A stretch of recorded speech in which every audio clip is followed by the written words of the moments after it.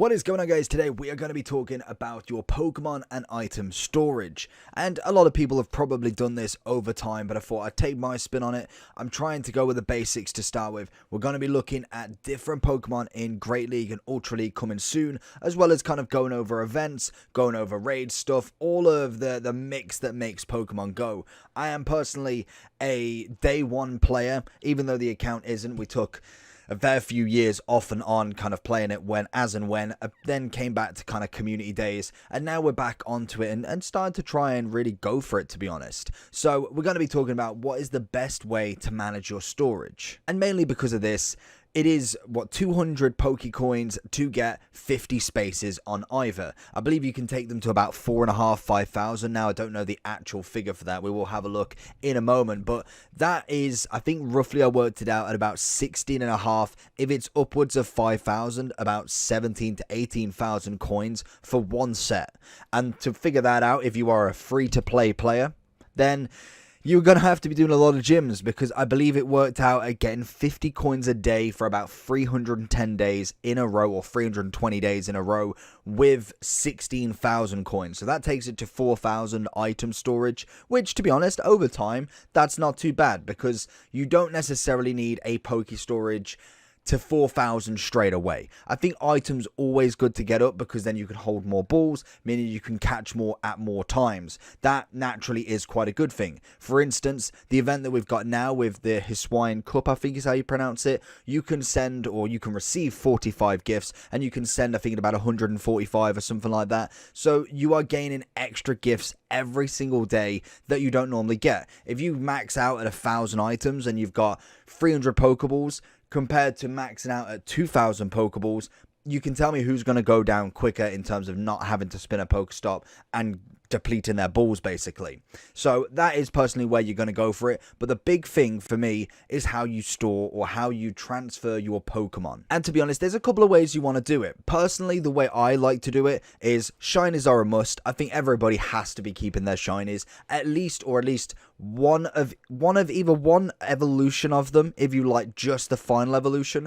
I personally go for the family, so I'll go for instance, Bulbasaur, Ivysaur, and Venusaur. I won't just stick at a Venusaur. I like to kind of go with just one of each Pokemon. So for instance, if I get a Voltorb and I don't have an Electrode, either I will keep the Voltorb if I prefer that to the Electrode shiny, and then evolve the second one I get. And to be honest, it's always good to do that way, because if you do get a high IV shiny and you've already, for instance, say you get a Tyranitar. I don't think we've had a community day for Tyranitar. Say you get a Tyranitar and you've got a Tyranitar shiny already, and you've got the second evolution already, but then you get a 4-star Larvitar. You are going to have to evolve that Larvitar to a Tyranitar 100%, meaning you still need a Larvitar there. Not a bad problem to have, but you know what I mean. If you don't get a community day for it, then you're still having to search for that one again to complete that family. Pokedex will obviously say different, but I personally like to keep one of other.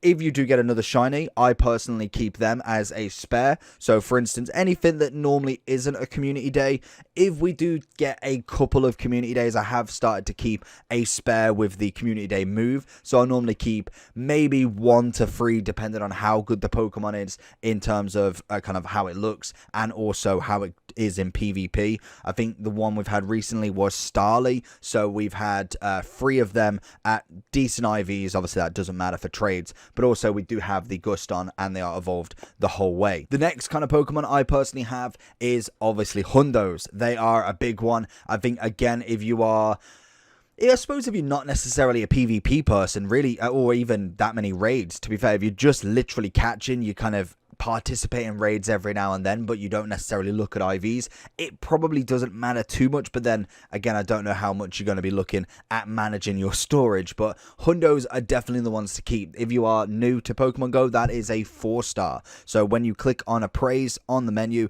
you'll see it go up, and you'll see a 4-star, and it will turn red. They are absolutely gold dust. They are incredible to get. I've just recently got a Scrafty. We'll try and put that on screen as well. So I was very happy to get that. So we've got a lot of Excel and candy to get into that to make sure it gets to the absolute max level for Ultra League, which is a different type of video. I think we've got that video already on the channel, so go check that out. And finally, this is kind of like then just the generic where do you store everything? You'd have seen on screen kind of me going through my Pokemon and how I do actually sort them.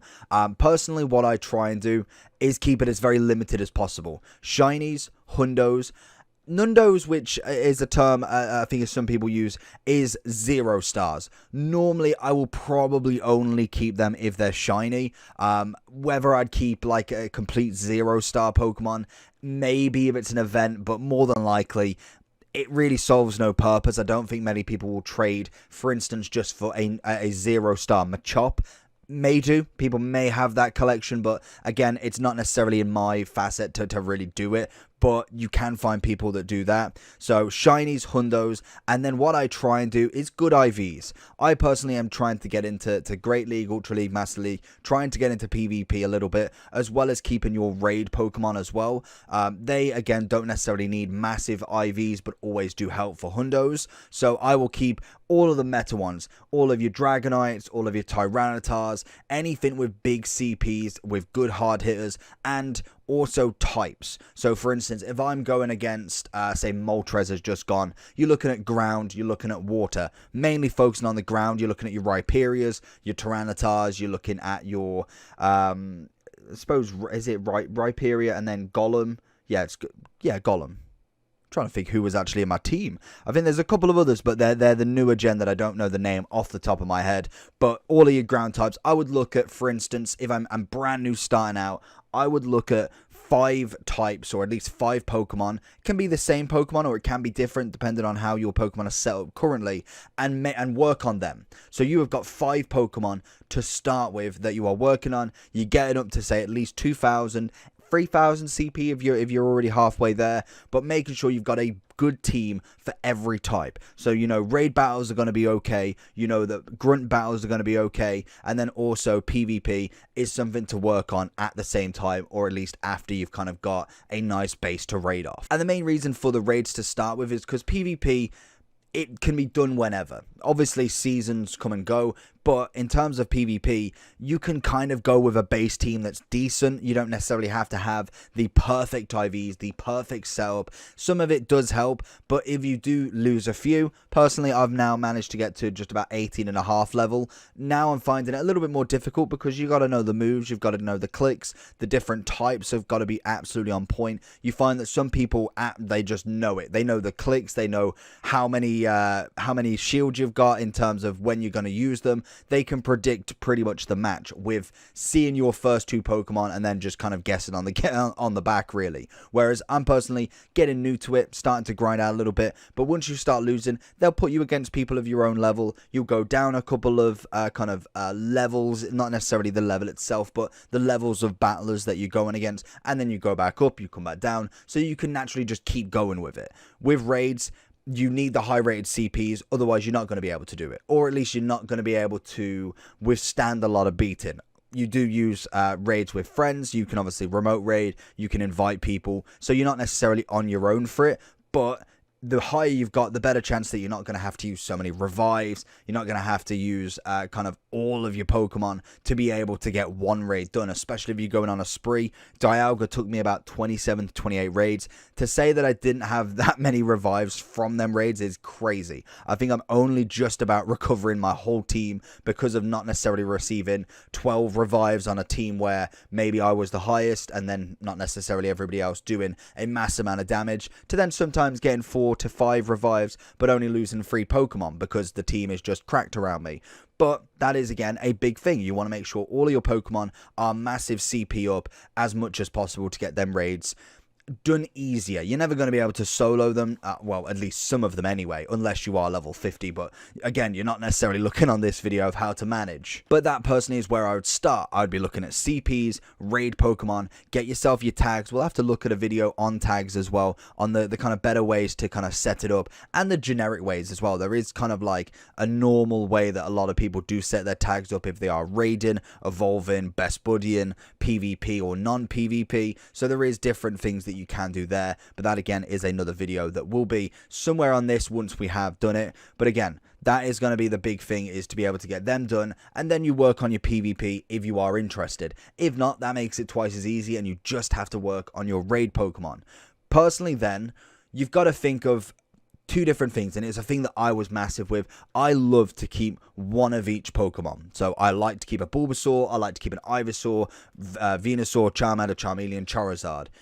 But once you get to 900 Pokemon on the Pokedex, you realize once you've got duplicates of a Metagross, you've got duplicates of Tyranitar, legendaries, you've then got obviously 15 Machamps because they're cracking in PvP League, you lose a lot of space. Then obviously I would kind of go for, say for instance, I've not got a shiny Squirtle yet. I'd keep a Squirtle, Wartortle, and Bulbasaur until we got a shiny. Again, it's not necessarily a bad thing, but that will take up a hell of a lot of space if you keep one of everything. So you've got to then think, what's more beneficial to you? Do you like your PvP and having high-rated Pokemon in your team, or do you prefer having that almost a Pokedex? And me being a collector, that is a big one. Mainly because I like collecting Pokemon, and my gaming experience on most games that you can kind of collect stuff, I like to have everything. So you've kind of got to think, which way are you going to go with this? I personally got rid of absolutely everything that was pretty useless and never used, to be honest. I never used a Weedle going into a raid or into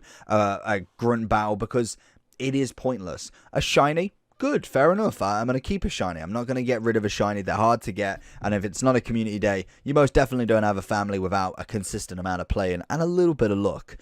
But that will then free up so much space. I've managed to do that, and I've gone from having almost 750 Pokemon, which is my max storage at the moment, to literally down to about 350 just from that. And I think I've got about 130 to 140 shinies at the moment. So again, not necessarily a massive amount, but it means that now I've got loads of room to play with. I can consistently catch more at the same time, which means I get a chance at getting more Pokemon that are higher CP, higher IVs, shinies, all of that great stuff. And I don't have to constantly go through them. I can do a whole day and then sit down and go through them one by one, or sometimes a whole week, depending on how much I'm playing, obviously. So I personally would go with keeping your shinies. I'd keep your high IVs, your hundos, even if it's not necessarily a hundo. If you're just starting out, you're starting to work everything up, you don't need the best IV yet, because you're not at that master kind of level. You are starting out. So keeping high IVs, even keeping some of the Great Leagues. Again, we've gone over that in a Great League video and Ultra League with the 0-15-15 theory. It's not always that, but that's a good basis to go with. I keep them. I check Pokédex, the second app that kind of lets you know what sort of percentage you are in terms of PvP. That's if obviously you are into it. And then obviously I go through them, make sure I keep all them, and just get rid of everything else. Event Pokemon you do keep, I naturally just keep one of them at least, the highest IV, highest CP, or the rarity. I keep one of them at the very minimum just in case. And obviously sometimes you want to get a spare, maybe, depending on how exclusive the event is. For instance, Pokemon Go Battle Fest in Seattle, I can imagine there was a Pokemon or a couple that are event just for that space. So if you didn't go there, the only way you're going to get a Pokemon from that is if they re-release that, which normally they don't. They will have to trade it, and that gives you a 1-up to trade with somebody. Again, depending on how much storage you got and how rare the Pokemon is. If it's another Pikachu in a party hat, more than likely a lot of people have got that by now. But in terms of that, that is really all I keep. You can obviously keep things that you may not know what the best thing is to do, and go check it up. PvP Poke, if you're looking for that, you can then use the Pokedex app that I said. Again, link will be that in description. I think that is on iOS and Android by now, and that's also a place that you can use remote raid passes, because it will put you into a group. If you've not heard about it, it will basically put you into a group of people you send a friend request of, and you can go join a lobby to go finish off legendaries, different sort of Gengars, obviously unknown if you're really going for that. And that is a good way to kind of see a lot of people, get a few gifts, get a few friends, and you can also host on there as well if you are kind of going solo. But that is going to be my kind of big how to transfer your Pokemon. What's the best way to keep your Pokemon storage looking nice and tidy? And currently, as we are reading this, we are on 591, so I've got a lot to go and sort out. Let me know down below your best tips, or what is something that you would keep that I've personally not said. Let me know down below what you think, and I'll catch you all for the next one. Make sure you like and subscribe as well. Peace.